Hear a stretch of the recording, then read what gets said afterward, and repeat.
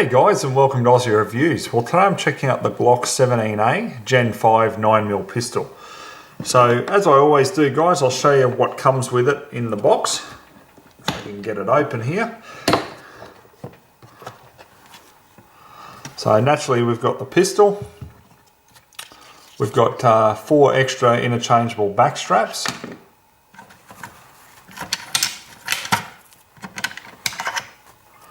There's a cleaning brush and cleaning rod, 2 magazines, then we've got a notice here about not using reloaded ammunition or Norinco ammunition with the firearm, and then we've got the manual. Okay, so what I'll do is talk about the differences between the Gen 4 and the Gen 5 Glock, because a lot of people will probably be wondering, you know, is it worth upgrading to this new generation? So basically the first thing that you notice with it is that the finger grooves have been removed. There's also a flared mag well on it, so that's going to help, you know, for faster reloads, you know, whether you're using this in a police or military or security environment, or just simply, you know, out on the range there in competition. You've also got a rounded front end there as well, so I quite like that because I just really didn't like just that bulk square look of the Glock. I mean, it's still got it to me, but it certainly is a big improvement. There's also a ambi slide stop. Okay, so you know, great for left-handed shooters. You know, that's really going to be quite an advantage. Now we've also got a new tougher finish. They call it NDLC. So it's supposed to be even better for scratch resistance and wear. And we've got a Glock marksman barrel. So they're saying that the barrel on the Gen 5, you know, improves accuracy. So we'll certainly put that to the test in this review. Also too, the firing pin has been reshaped to more of a square edge, and it's got a ramped edge on both sides. So yeah, just slightly different there. The Generation 3 and 4 magazines will fit the Gen 5, so no problem there with backward compatibility. Now the trigger return spring has been replaced and moved inside the mechanism housing. So what I've noticed with this trigger, it is definitely lighter than the standard Glock triggers on, you know, all the different Glock pistols that I've used, you know, both for reviews and obviously, you know, just privately with having a go at different models. And yeah, I can tell you this one is definitely lighter. Comes in round about 4 pounds or just over 4 pounds, which most of the other Glocks that I've tried have come in anywhere between sort of 6 and 7 pounds. So, you know, this is extremely lighter, or a lot more lighter anyway than just the standard ones that I've tested. So, really good there. Now, as I addressed in the Gen 4 Glock 17 review, the reason that we've got this 17A is a designation for the Australian market here. Here in Australia, if you're using a pistol for sports or competition shooting, there's 120mm barrel length minimum. So you've got to come in over that. So the original barrel length for the 17 is 114mm. So what they've done is they've just extended it there to 122mm to be compliant. Now, if you're using this pistol for anything other than that, so if you're using it in security or you know, primary production, or even for collection, well, you don't have to worry about the longer barrel. You can have the shorter barrel. Now, the same sort of thing goes for the actual magazines. Now, the magazines on this are 10 rounds that come with it. Now, normally you get 17 round mags with it. However, for sports shooting here, you're also limited to 10 rounds. But once again, those limits don't apply, you know, for those other uses that I just mentioned. Now, the sights on this, pretty much the same, just a little bit wider, I believe. I'll try to get this lined up so you can see it a bit better. Just a little bit wider. I mean, the frame itself is a touch wider, I believe. And I've noticed a big difference, like when you're actually stripping the pistol down for field maintenance. The takedown tabs here are a lot easier to pull down than previous models as well. Now you've got the accessory rail at the front there, so you can add a torch to it. I mean, if you're doing night shooting, or if you're using this as a defensive firearm, you can certainly add that. Now the weight of it, Around about 716 grams, or about 1.6 pounds. So yeah, not too heavy. I actually really like the feel of the Generation 5. I mean, I've never been a fan of Glock. You know, like I say, I have used them.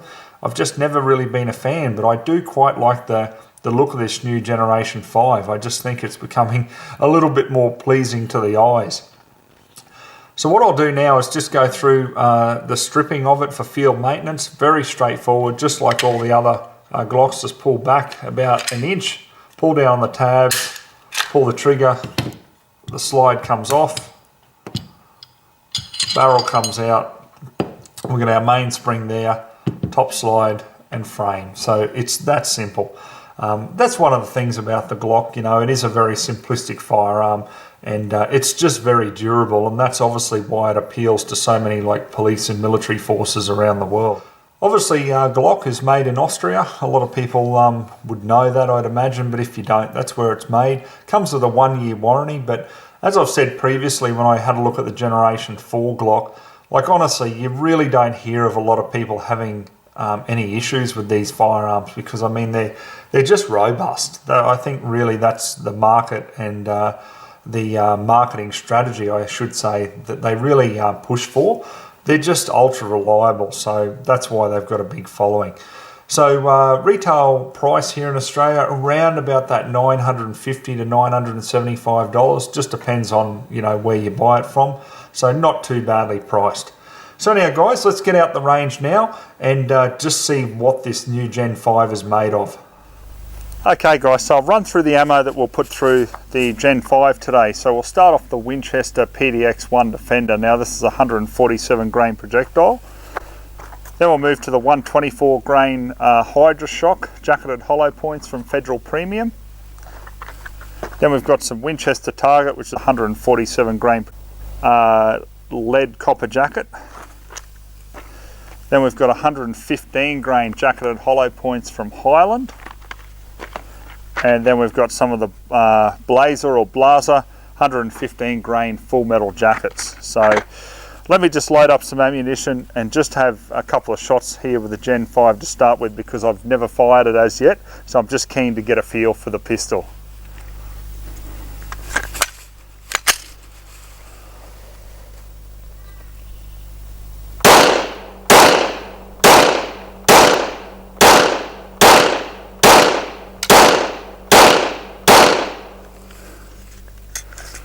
Wow, I must admit, being used to handling Glock pistols, the trigger on this is so much better. Like I honestly didn't mean to fire as quickly as I did, you know, because I was used to that long draw on the previous models. But yeah, so far, wow, that just feels really nice. All right guys, so we just got a target down there at 10 meters. This is going to be completely unsupported.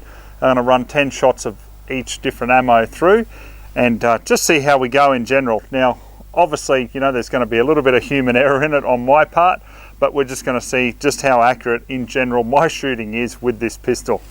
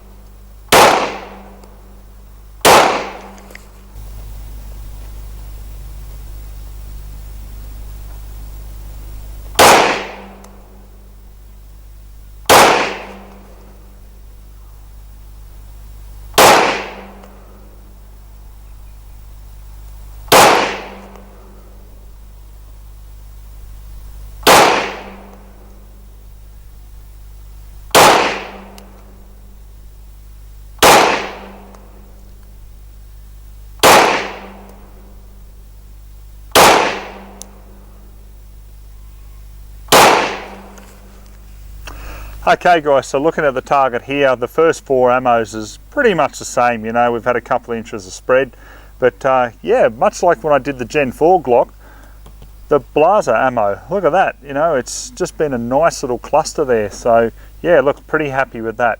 But anyhow, I've got some lead round nose Winchester ammo I'm going to load up now, and we're going to have some fun shooting at some steel and yeah, just test out this Glock and just see what it's made of.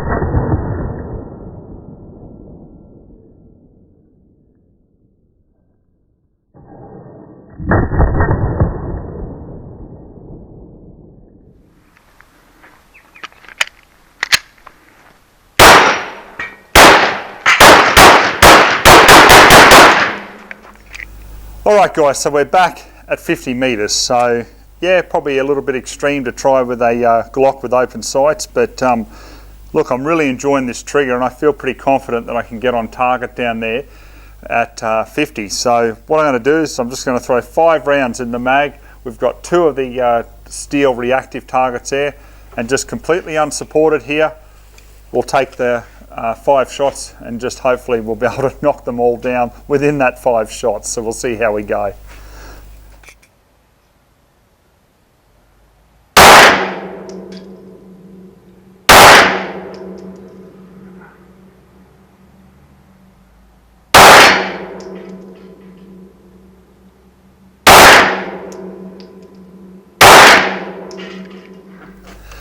Alright, so that was a lot of fun that, and it really proved that you know, the pistol has got some decent accuracy about it. So yeah, you know, I think maybe Glock are going away from that reputation of, you know, just a combat firearm to that little bit more accuracy.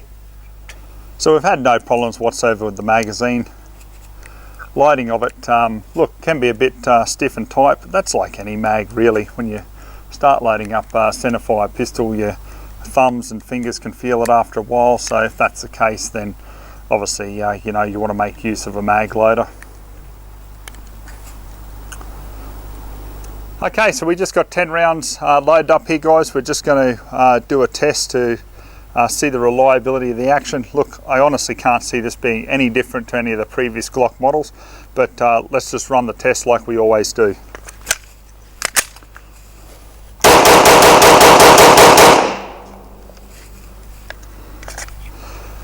So yeah, ultra reliable, and throughout the whole review, and I've been putting a fair few rounds down range, just, you know, running at the targets and just having a bit of fun, and it just hasn't failed to fire or eject. It's been very, very reliable. Alright guys, I'm going to wrap up my final thoughts on the Glock 17A Gen 5. Look, I tell you what, I'm pretty impressed with it. There's a lot of different information out there from people who say, oh, you know, look, it's not worth the extra money, or you know, you'd be just better off just with the Gen 4. Look, it really comes down to your individual preference, but I can tell you straight out of the box, the trigger does feel better. Yes, you could probably mimic that or make it even better, you know, with a Gen 4 and an aftermarket trigger spring or trigger, but I just like the feel of this. You know, I'm actually quite happy they got rid of the finger grooves here, and just that flared mag well as well. I find, you know, when I was doing like quick reloads on the range, having some fun, everything just seemed to cycle very, very smoothly. The only thing that I've noticed, and you guys at home will probably pick this up, when I had the action cam on and I was doing a lot of the faster shooting, I think just with my grip, because my actual thumb here is quite high, so what happens is I think I'm holding that slide lock down, so I'm not getting that last round hold open. So that's my fault. It's definitely not the fault of the pistol. So yeah, that'd have to be something that I'll either have to work on, or, you know, if you get this pistol, that's something you might have to be aware of. But look, overall guys, I'm really happy with a few of the improvements they've done with it. Great pistol. So I can't really say anything overly negative about it.